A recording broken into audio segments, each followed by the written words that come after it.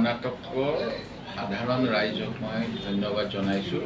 তেখেতসকলে এটা সাম্প্ৰদায়িকতাবাদৰ শোষণ কৰা দলৰ পৰা নিজকে মুক্ত কৰিবলৈ আজি গণতন্ত্ৰ আৰু সমাজবাদ ধৰ্ম নিৰপেক্ষতাত বিশ্বাসী কংগ্ৰেছ দলক যোগদান কৰি জয় কৰাৰ বাবে।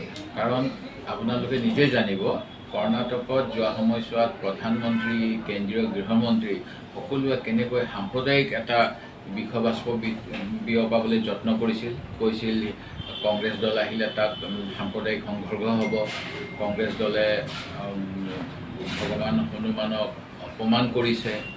আৰু প্ৰধানমন্ত্ৰী ডাঙৰীয়াই নিজে কিমানবাৰ গৈছিল তাত। তেওঁ 40 কিলোমিটাৰকৈ এটা দিনত যাত্ৰা কৰিছিল, পদযাত্ৰা বা যিটো যাত্ৰা কৰে তেওঁলোকৰ।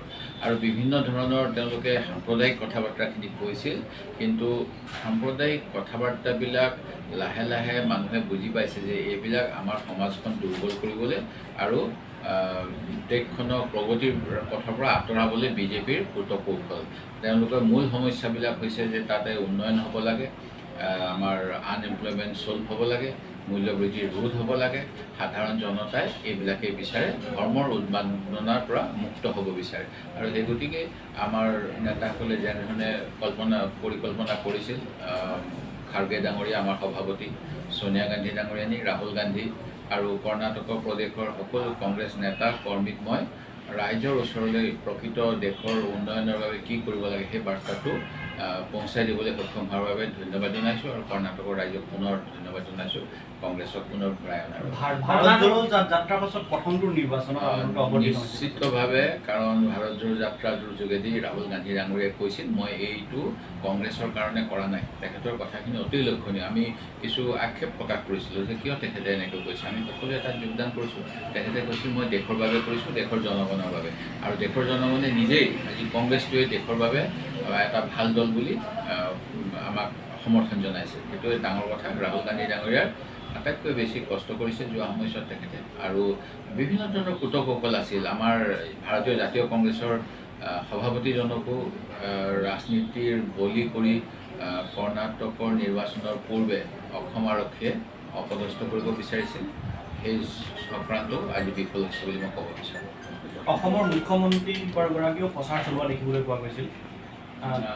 নিশ্চিতভাৱে তেখেতেতো অতি, কাৰণ আমি সদায় কৈ থাকোঁ অনুক্ৰমাজত ঐক্য। ভাৰতৰ বিভিন্ন সম্প্ৰদায় পূৰ্বৰে পৰা যিসকলক বিভিন্ন বিশ্বৰ বিভিন্ন অঞ্চলত তেওঁলোকক মানে পাৰ্চিকিউট কৰা হৈছিলে, তেওঁলোকক অত্যাচাৰ কৰা হৈছিলে, তেওঁলোকে আগৰ পৰা আশ্ৰয় লয় ভাৰতে। আৰু ভাৰতবৰ্ষৰ যিটো নীতি আদৰ্শ, সেই নীতি আদৰ্শ হ'ল সকলোৰে প্ৰতি একেলগে সহনভাৱ কৰা আৰু আগুৱাই নিয়া সকলোকে। আৰু সেইটোৱে কৰ্ণাটকৰ পৰা প্ৰতীয়মান হৈছে। যোৱা সময়সমূহত যেতিয়া কংগ্ৰেছৰ বিপৰ্যয় হয়, কৰ্ণাটকৰ নিৰ্বাচনৰ পৰাই কংগ্ৰেছৰ পুনৰুত্থান আৰম্ভ হয়। এয়া ইন্দিৰা গান্ধীৰ দিনতো আমি দেখা পাইছিলোঁ, ৰাজীৱ গান্ধীৰ দিনতো দেখা পাইছিলোঁ, এতিয়াও দেখা পাম বুলি আশা কৰোঁ।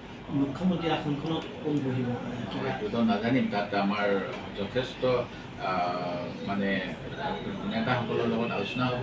তাতে যিসকল নতুন বিধায়ক হয়, বিধায়িনী দলৰ বৈঠক হ'ব, কেন্দ্ৰীয় পৰ্যবেক্ষক আহিব আৰু সকলোৱে মিলি নিশ্চয় এটা ভাল সিদ্ধান্ত ল'ব।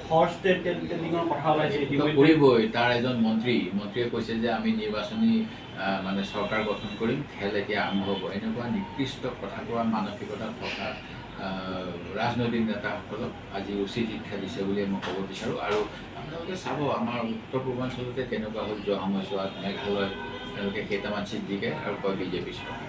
মণিপুৰ কেইটামান চিট দিকে এয়াৰপৰ্টৰ পৰা মানে বিধায়কক গবা মাৰি লৈ যায়, গুৱাহাটীৰ হোটেলত ৰাখি আৰু তাৰপিছত তেওঁলোকে চৰকাৰ কৰে। মহাৰাষ্ট্ৰত তেনেকুৱা কৰিছিল। আমাৰ অসমেই মানে ঘোঁৰা ব্যৱসায়ীৰ মূল আড্ডা, মানে আস্তাবল ইয়াতে আছে। সেইটো প্ৰমাণ হৈছে যোৱা সময়ছোৱাত। আৰু মুখ্যমন্ত্ৰীজনে তেনেকুৱা ক্ষেত্ৰত যথেষ্টখিনি উৎসাহ জনাইছিল। মই ভাবোঁ এইবিলাকো ৰাইজে চাই আছে আৰু ভৱিষ্যত সময়ত ভাল মানে এটা শিক্ষা দিব।